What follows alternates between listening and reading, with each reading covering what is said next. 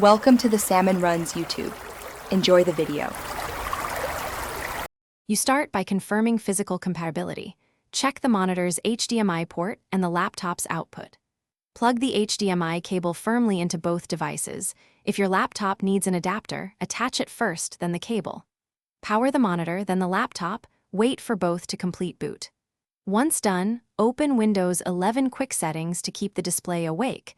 This prevents a blank screen while we detect the monitor. Make sure cables are fully seated, and the monitor input is set to HDMI before proceeding. Now you configure Windows 11 so the monitor works the way you want.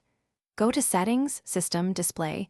Windows usually detects the external monitor automatically. If it does not, click Detect. Choose Duplicate or Extend. Duplicate mirrors your laptop, Extend gives extra desktop space. Select the external monitor, pick a resolution that matches the monitor, and adjust scale to keep text readable. Once done, set the refresh rate in Advanced Display Settings for smoother motion, and rearrange the displays to match their finish by verifying functionality. Check audio output if the monitor has speakers and confirm the cable provides video. Use Windows plus P to toggle presentation modes quickly. This helps when apps behave oddly. If the image is off-center, change the monitor's input settings or the laptop resolution.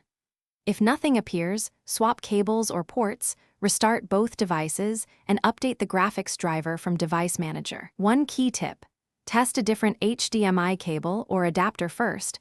Faulty cables cause most connection failures. Thanks for watching.